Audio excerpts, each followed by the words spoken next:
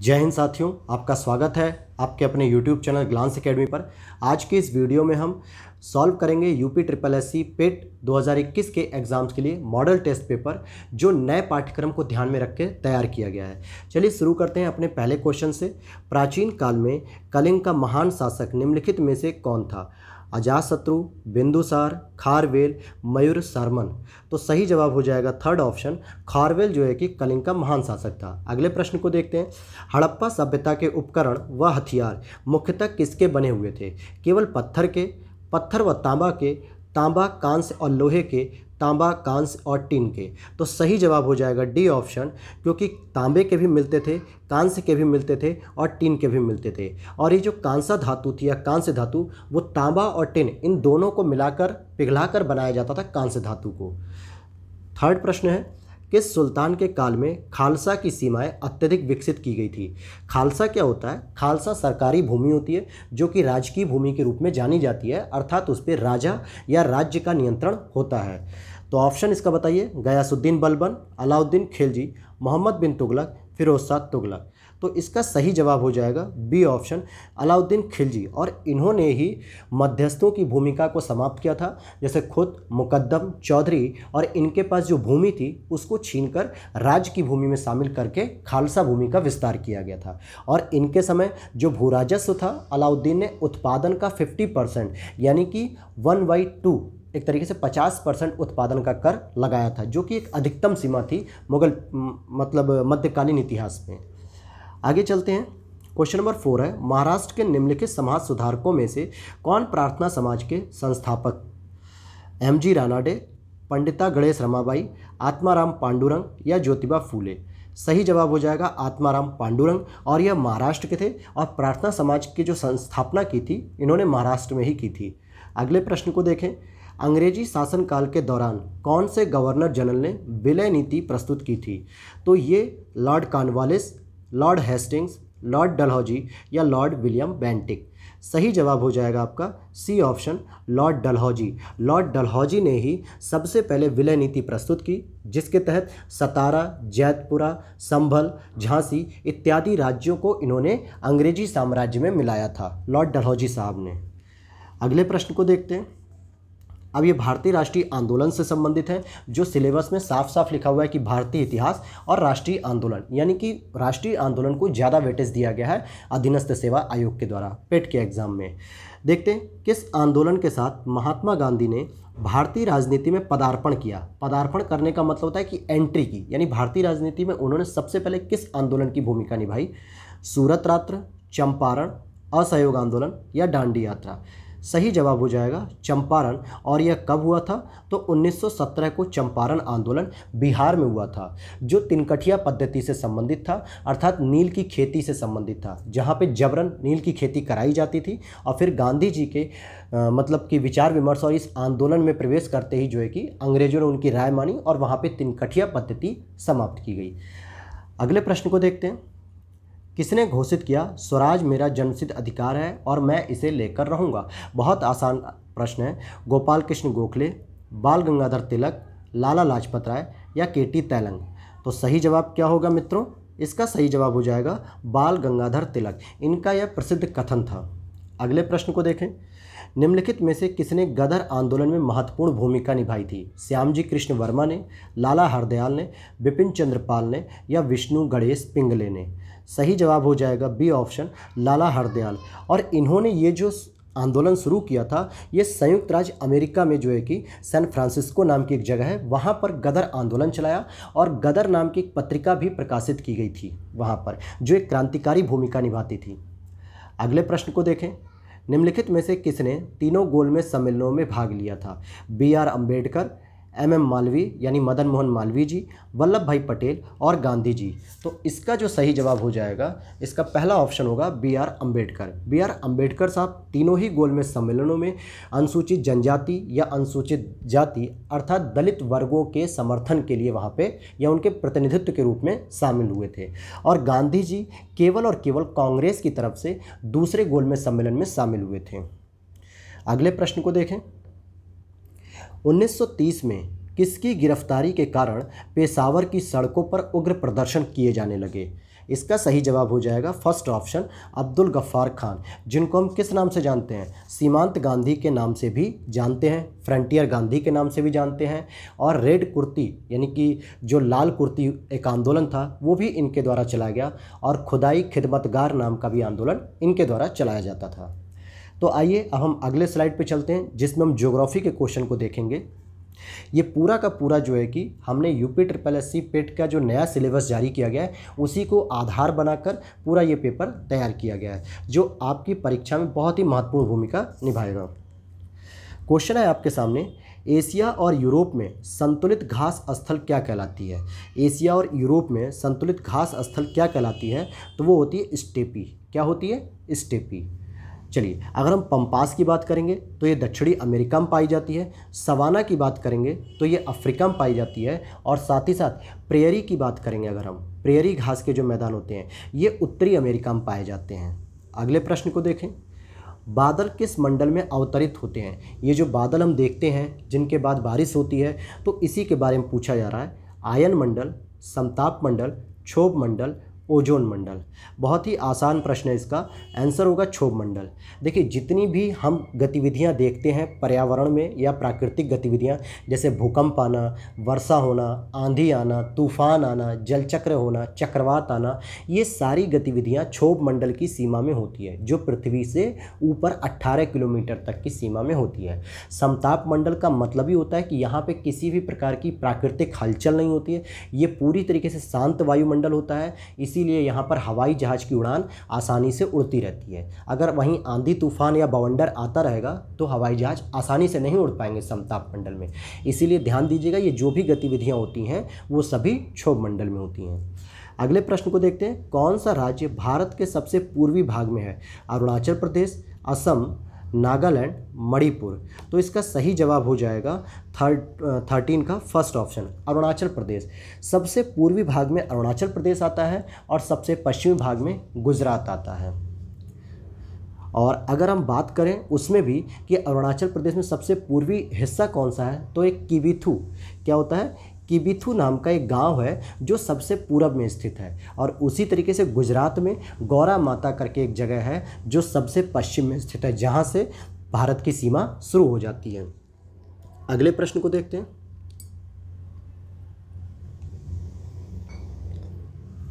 कौन सा देश नाथुला दर्रा के पार है? यानी कि आप किस देश में जाने के लिए नाथुला दर्रा का प्रयोग करते हैं? म्यांमार, थाईलैंड, नेपाल या चीन? इसका सही जवाब हो जाएगा चीन। और आपसे अगला क्वेश्चन यहाँ पूछा जा रहा है, ये बताइए कि नाथुला दर्रा जो है वो किस राज्य में अवस्थित है? आपको ये भी बताना होगा। देखिए, जो नाथुला दर्रा है वो आपके सिक्किम में स्थित है। क्या, कहाँ पे स्थित है? सिक्किम में। और एक और दर्रा वहाँ पे स्थित है जो बहुत ही महत्वपूर्ण है, उसका उत्तर आप कमेंट बॉक्स में बताइएगा।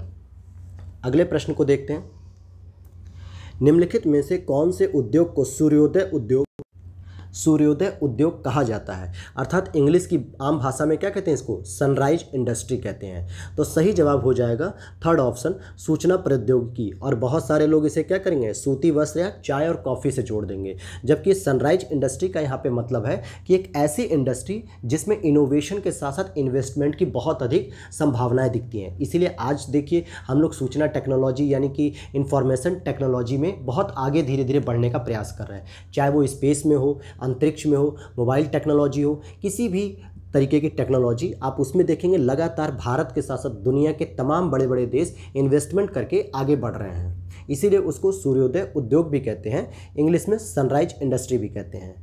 अगले प्रश्न को देखते हैं हम, जो कि भारतीय अर्थव्यवस्था से संबंधित होगा। तो चलिए हम इसमें देखते हैं, 11वीं पंचवर्षीय योजना की अवधि के लिए निम्नलिखित में से कौन सा सही है? कौन से पीरियड में 11वीं पंचवर्षीय योजना लागू थी? तो सही जवाब हो जाएगा फोर्थ, 2007 से लेकर 2012 तक, और 12वीं पंचवर्षीय योजना आपकी 2012 से 2017 तक लागू की गई थी। अगले प्रश्न को देखते हैं, निम्नलिखित में से कौन सा जोड़ा सही नहीं है? यहाँ पर ध्यान दीजिएगा, नहीं पूछ रहा है। प्रथम पंचवर्षीय योजना 51 से 56, तीसरी पंचवर्षीय योजना 66 से 71, 11वीं पंचवर्षीय योजना 2007 से 12 और छठी पंचवर्षीय योजना 1980 से 85। तो अभी अगर आप देख लीजिए कि तीसरी पंचवर्षीय योजना अगर 66 से 71 है तो छठी जो है कि पंचवर्षीय योजना 1980-85 बता रहा है। तो इसका सही जवाब क्या होगा? तीसरी, क्योंकि 66 से 69 तक जो है कि अवकाश काल माना जाता है, जबकि तीसरी पंचवर्षीय योजना आपकी कब से शुरू हुई थी? 61 से 66 तक। पहली हो गई 51 से 56, दूसरी 56 से 61 और तीसरी 61 से 66 तक थी, और 66 से लेके 69 अर्थात 66 से 69 तक अवकाश का पीरियड था। आगे चलते हैं नेक्स्ट प्रश्न पर। प्रधानमंत्री की उज्ज्वला योजना किससे संबंधित है? बहुत ही बार ये चर्चा में रहती है, लगातार मीडिया में भी और सरकार के द्वारा भी इसका प्रचार प्रसार किया जाता है, तो उसके बारे में रखा गया ये प्रश्न। उज्ज्वला योजना सामाजिक रूप से पिछड़े वर्गों के एलपीजी गैस के वितरण से, अनुसूचित जाति जनजाति के सदस्यों को निःशुल्क बिजली के कनेक्शन से, बच्चों के वृहद स्तर पर प्रतिरक्षण अभियान से, और इनमें से किसी नहीं। तो इसका सही जवाब हो जाएगा आपका 18 का फर्स्ट ऑप्शन, क्योंकि ये पिछड़े वर्गों के लिए एलपीजी गैस का कनेक्शन है, जिसमें महिलाओं के स्वास्थ्य को ध्यान में रख के उन्हें चूल्हा वगैरह जलाने से अलग हटकर गैस के कनेक्शन की सुविधा दी जा रही है। और अब तक जो है कि 8 करोड़ का लक्ष्य भारत सरकार के द्वारा प्राप्त कर लिया गया है। अगला इसका टारगेट 1 करोड़ जनसंख्या को और जोड़ना है इसमें, अर्थात 9 करोड़ का टारगेट रखा गया है। अगले प्रश्न को देखें। भारत की मुद्रा प्रणाली का दशमिकीकरण कब हुआ था? इसका सही जवाब हो जाएगा 1 अप्रैल 1957। ये दशमिकीकरण का मतलब होता है 10 के मल्टीपल के रूप में जो है कि मुद्रा को चलाना। जैसे 1 रुपये में 100 पैसे होते हैं, इसी तरीके से 1 रुपये में 100 पैसे, फिर 100 की जगह जो है कि 1 रुपये, फिर 10 रुपये, 100 रुपये, 1000 रुपये, इस फॉर्म में जो है कि दशमिकीकरण 1 अप्रैल 1957 को शुरू किया गया था। चलिए अब हम संविधान से संबंधित कुछ महत्वपूर्ण प्रश्नों पे भी नज़र डालते हैं।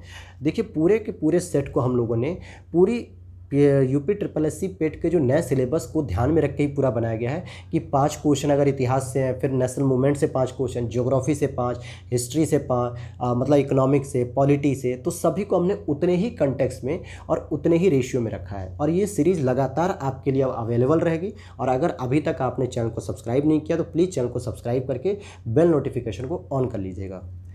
चलिए देखते हैं संविधान और प्रशासन से प्रश्न क्या है। भारत के संविधान सभा की जब 31 अक्टूबर 1947 को बैठक हुई थी तो इसकी घटी हुई सदस्य संख्या कितनी थी? कहने का मतलब जब 31 अक्टूबर 1947 को बैठक हुई तो इसमें टोटल कितने सदस्य उपस्थित थे? यहाँ पर सही जवाब हो जाएगा 299। कितना हो जाएगा? 299, क्योंकि उस समय तक मुस्लिम लीग के सदस्य लगभग जो 94 के आसपास थे, वो लोग अपनी सदस्यता इस समय से छोड़ चुके थे और उन्होंने अपना अलग एक संविधान बनाने के लिए अपनी सदस्यता कर ली थी। अगले प्रश्न की ओर चलें। कौन सा मौलिक अधिकार विदेशियों को भी प्राप्त है? देश में कहीं भी स्वतंत्रता पूर्वक यात्रा करने और निवास करने का अधिकार, धर्म, वर्ण, जाति, लिंग के आदि के आधार पर भेदभाव से सुरक्षा का अधिकार, जीवन और व्यक्तिगत स्वतंत्रता की सुरक्षा का अधिकार, या उपयुक्त में से कोई नहीं। तो अगर हम इसकी बात करेंगे तो देखिए इसका जो है कि थर्ड ऑप्शन सही हो जाएगा, क्योंकि आर्टिकल 21 के तहत जीवन के अधिकार की सुरक्षा प्रत्येक व्यक्ति को दी गई है, प्रत्येक नागरिक को दी गई है, चाहे फिर वो विदेशी व्यक्ति हो या फिर भारतीय व्यक्ति हो। क्वेश्चन नंबर नेक्स्ट है, संविधान का कौन सा अंश भारत के नागरिकों को आर्थिक न्याय प्रदान करने का संकेत करता है? आर्थिक न्याय की बात हो रही है, राज्य नीति के निदेशक तत्व, मौलिक अधिकार, प्रस्तावना या उपयुक्त सभी। सही जवाब हो जाएगा फर्स्ट ऑप्शन, इसका DPSP के द्वारा आर्थिक नीतियों का पालन करके जनता को कल्याणकारी सुविधा देकर हम आर्थिक न्याय की बात करते हैं। अगला प्रश्न है, भारत के संविधान के किस अनुच्छेद के अंतर्गत सशस्त्र बलों के सदस्यों के मौलिक अधिकारों को विशेष रूप से प्रतिबंधित किया जा सकता है? आर्टिकल 33, 19, 21 और 25। तो आर्टिकल 33 में ही सशस्त्र बलों के सदस्यों के मौलिक अधिकारों को सरकार प्रतिबंधित कर देती है कि आप सामाजिक रूप से जो है कि कुछ अधिकारों का प्रयोग नहीं कर सकते। जैसे आज तक आप देखे होंगे कि जितने भी आर्मी से रिलेटेड जो चीफ ऑफिसर होते हैं, बड़े ऑफिसर, उन्होंने कोई भी अपनी ऐसी ऑटोबायोग्राफी नहीं लिखी जिसमें डिफेंस या मिलिट्री के कुछ सीक्रेट भी जाहिर किए जाएँ, क्योंकि ये भारत की सुरक्षा के लिए खतरा पैदा करेगा। अगला प्रश्न है आपका, पंचायती राज प्रणाली भारत के किस राज्य ने सबसे पहले लागू की?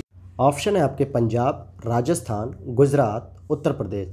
तो सबसे पहले पंचायती राज व्यवस्था को राजस्थान राज्य में पंडित जवाहरलाल नेहरू उस समय प्रधानमंत्री थे, उन्होंने 2 अक्टूबर गांधी जी के जन्म दिवस पर 1959 में सबसे पहले शुरू किया था। लेकिन पंचायती राज को संवैधानिक दर्जा किस संविधान संशोधन के द्वारा दिया गया है? तो 73वें संविधान संशोधन के द्वारा 1992 में इसको संवैधानिक दर्जा प्रदान किया गया है। अगला प्रश्न है, अब विज्ञान से प्रश्न है, किसी शिशु के वंशागत जीनों की कुल संख्या में, यानी कि जो भी शिशु होगा उसके जो जीन होंगे टोटल, उस संख्या में क्या मिलेंगे? पिता से प्राप्त जीनों की संख्या अधिक होती है, माता से प्राप्त जीनों की संख्या अधिक होती है, माता और पिता प्रत्येक से प्राप्त जीनों की संख्या समान होती है, या माता पिता से प्राप्त जीनों की संख्या एक समान कभी नहीं होती है? बड़ा अच्छा प्रश्न है। तो देखिए, समान रूप से ही जीन होंगे, जितने माता के ओवम से आएंगे और जितने पिता के स्पर्म से आएंगे, तो दोनों ही लोगों से समान रूप से उसे जीन प्राप्त होंगे। इसीलिए 46 गुणसूत्र भी पाए जाते हैं क्रोमोसोम, यानी 23 माता से और 23 पिता से। अगले प्रश्न को देखें, वक्र के आकार की द्वार कोशिकाएं किसमें होती हैं? वक्र किसे कहते हैं? द्विबीजी पादपों में या एक बीजी पादपों में, उपयुक्त दोनों में या शैवाल में? तो पूछ रहा है कि जो वक्र के आकार यानी कि किडनी के आकार की जो द्वार कोशिकाएं किसमें पाई जाती हैं? सही जवाब हो जाएगा द्विबीजी पादपों में पाई जाती हैं। अगले प्रश्न को देखते हैं, नान बाई की भट्टी में डबल रोटी बनाते समय जो खमीर यानी ईस्ट होता है उसे मिलाने का क्या कारण है? ये एक प्रैक्टिकली क्वेश्चन पूछा जा रहा है। डबल रोटी को सख्त बनाने में, डबल रोटी को नरम और स्पंजी बनाने के लिए, या खाद्य मान ऊंचा रखने के लिए, या इसमें डबल रोटी ताज़ी रहती है? तो बहुत ही आसान प्रश्न है। जब भी आप पाव रोटी या डबल रोटी खरीदते हैं तो वो नरम भी होती है और स्पंजी होती है, मतलब सॉफ्ट होती है। तो सेकेंड ऑप्शन इज करेक्ट हो गया। क्वेश्चन नंबर नेक्स्ट है, संतुलन की स्थिति में एक प्रणाली का एंट्रोपी परिवर्तन इसके आसपास का वातावरण है, बढ़ाता है या कम हो जाता है, स्थिर रहता है, या इनमें से कोई भी नहीं? तो संतुलन की स्थिति में जो एंट्रोपी में जो होता है, इसका सही जवाब हो जाएगा स्थिर रहता है। क्या रहता है? एंट्रोपी परिवर्तन के समय इसके आसपास की जो स्थिति होती है वो सामान्यतः स्थिर रहती है। नेक्स्ट क्वेश्चन है, विद्युत क्षेत्र शक्ति को दर्शाने के लिए अनुकूल इकाई कौन सी होगी? इसका सही मात्रक हो जाएगा N/C। N/C का मतलब हो गया न्यूटन पर कूलाम्ब। जो मात्रक होता है SI यूनिट जो होती है न्यूटन पर कूलाम्ब। अगला देखते हैं हम, सामान्य हिंदी के प्रश्न है कि नीचे दिए गए 4 शब्द समूह दिए गए जिसमें 3 शब्द पर्यायवाची हैं, जो एक भिन्न है उसे बताना है। परलोक, अन्य लोक, स्वर्ग आदि या अन्य आदमी।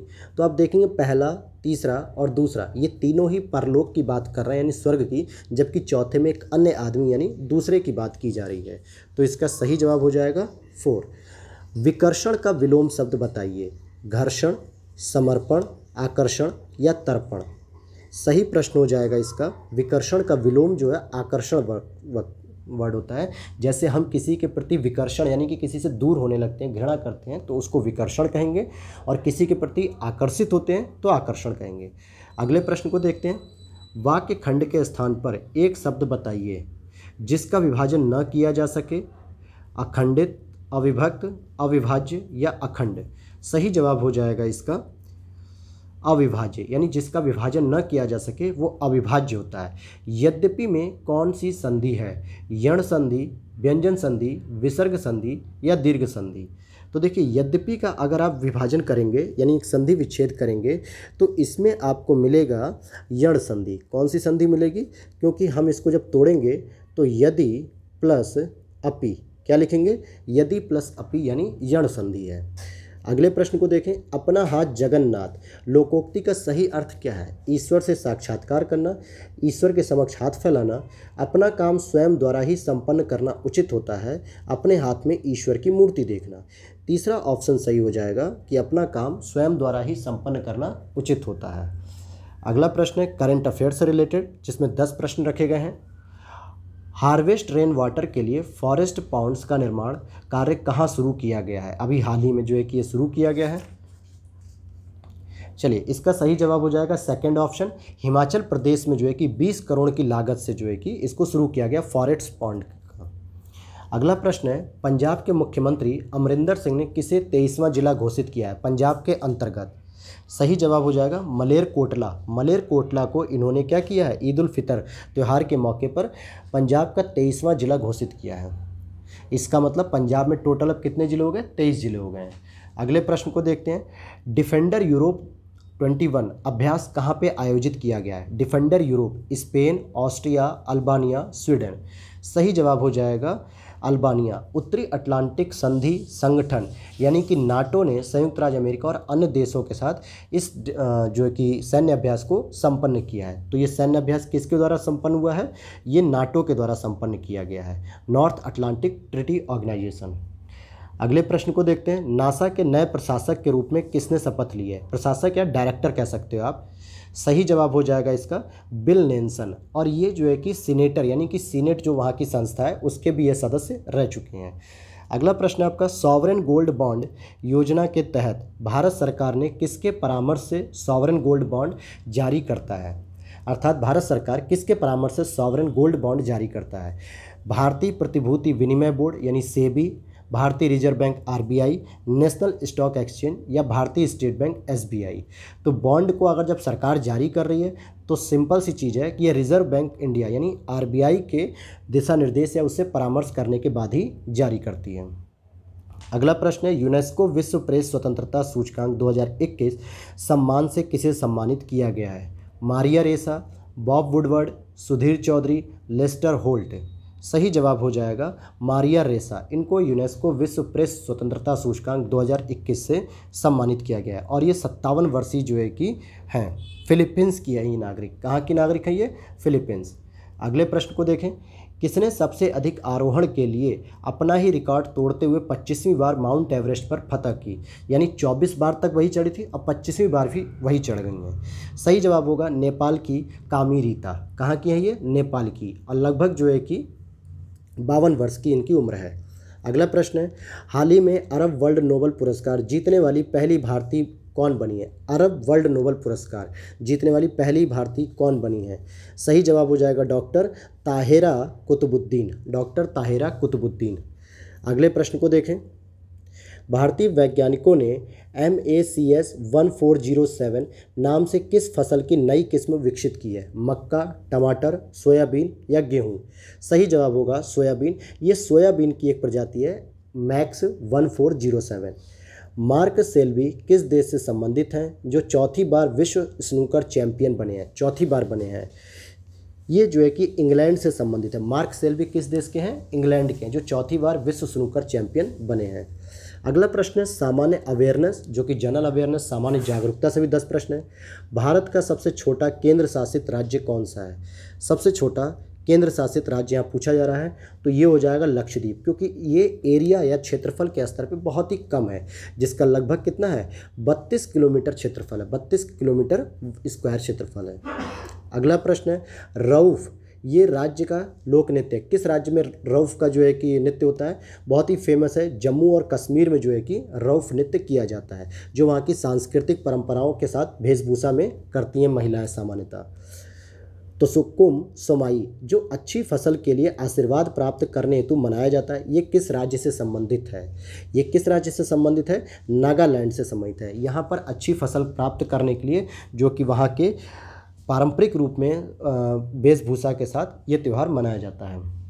अगला प्रश्न है महाराणा प्रताप सागर जलाशय जो ब्यास नदी पर हिमाचल प्रदेश में स्थित है उसे किस नाम से जाना जाता है?